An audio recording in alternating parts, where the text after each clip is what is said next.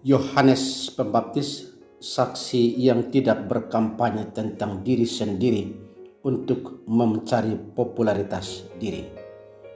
Katolik selama-lamanya amin, selama-lamanya amin, Katolik. Dalam hukum Indonesia, saksi adalah orang yang mendengar, orang yang melihat atau mengalami sendiri suatu peristiwa yang terjadi.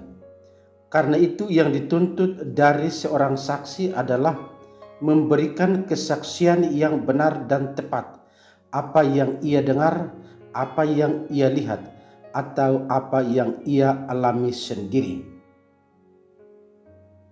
Orang yang bersaksi bisa menjadi tersangka apabila ia berjuang untuk menutup-nutupi kesalahan atau secara sadar mau membela kesalahan dalam sebuah kasus kejahatan. Ia bersaksi dusta, dan dewasa ini orang takut bersaksi karena bisa menjadi tersangka. Menjadi tersangka apabila ia tidak bersaksi tentang apa yang ia dengar, ia lihat, atau ia alami sendiri. Penginjil Yohanes sebagaimana dilukiskan dalam Injil hari ini menampilkan seorang saksi, yakni Yohanes Pembaptis. Datanglah beberapa imam dan orang-orang Lewi yang diutus oleh orang-orang Yahudi di Yerusalem untuk bertanya, siapakah Yohanes yang sesungguhnya? Apakah engkau Mesias? Apakah engkau Elia atau seorang nabi yang akan datang untuk menyelamatkan Israel? Mesias, Elia, dan nabi-nabi adalah tokoh-tokoh yang diharapkan untuk datang kembali di Israel, menyelamatkan Israel yang pada waktu itu sedang dijajah. Mesias yang diharapkan adalah seorang pahlawan yang kuat dan perkasa. Dalam kitab suci Perjanjian Lama, Elia adalah seorang nabi yang besar di kerajaan utara Israel.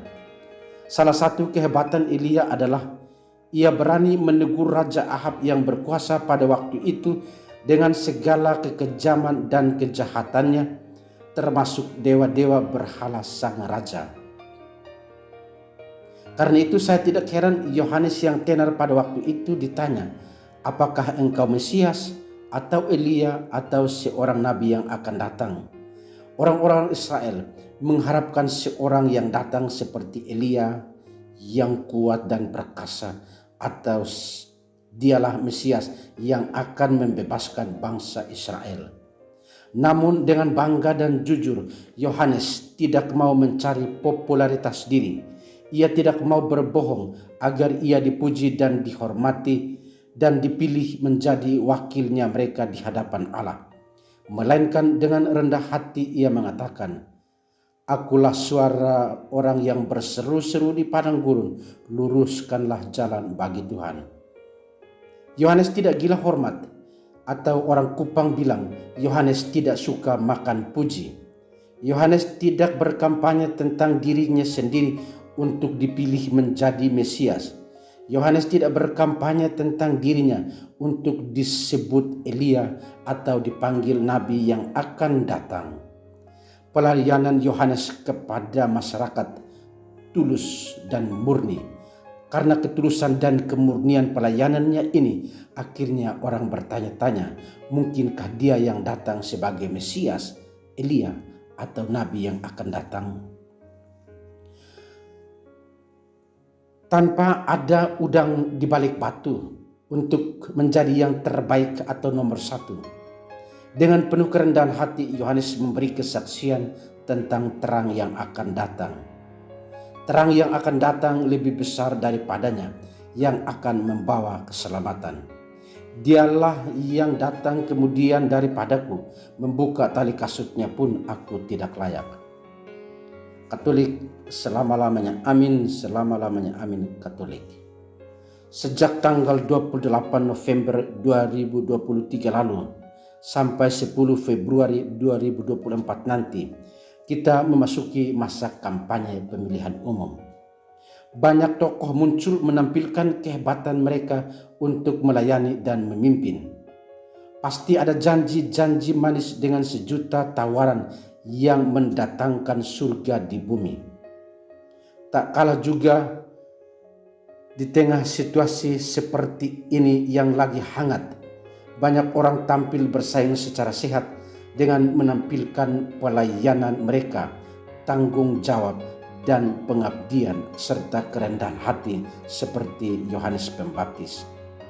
Tidak kalah juga ada persaingan yang mungkin tidak sehat untuk menonjolkan kehebatan pribadi, yakni berbicara lebih banyak tentang diri sendiri yang lebih hebat, mencari muka kalau tidak mau dibilang hanya mau mencari suara dengan memanfaatkan kelemahan-kelemahan sesama atau mencari kelemahan lawan, berjuang hanya untuk dikagumi sesaat, pamer diri, paling hebat, paling berjasa, paling bermanfaat, paling dibutuhkan, atau merasa diri paling dekat dengan Allah ketimbang orang lain yang mungkin lebih hebat dari Yohanes Pembaptis hari ini.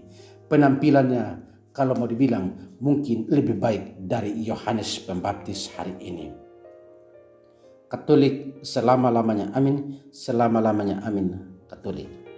Yohanes Pembaptis yang hebat bukan karena ia pintar berbicara, memanipulasi segala bentuk kejahatan dengan kata-kata manisnya, tetapi kehebatannya terletak pada kesaksiannya yang tulus dan kerendahan hatinya untuk mewartakan terang yang akan datang. Dialah Yesus Kristus. Kehebatan Yohanes adalah tidak berkampanye tentang dirinya sendiri untuk mencari popularitas diri. Yohanes Pembaptis seorang saksi yang bersaksi tentang Yesus dan yang melayani dengan hati dan kerendahan hati untuk menonjolkan Yesus walaupun ia sendiri memiliki banyak pengikut. Yohanes Pembaptis tidak pernah menonjolkan diri sebagai pribadi yang paling hebat, yang paling benar, bahkan paling benar dari Yesus sendiri. Dengan penuh kerendahan hati dan keyakinan, ia mengatakan bahwa dialah suara yang berseru-seru di padang gurun dan luruskanlah jalan bagi Tuhan. Singkatnya, Yohanes Pembaptis tidak ingin berkampanye tentang diri sendiri untuk dipanggil Mesias, Elia, atau seorang nabi yang akan datang. Yohanes saksi yang tidak berkampanye tentang diri sendiri untuk mencari popularitas diri. Katolik selama-lamanya amin, selama-lamanya amin. Katolik.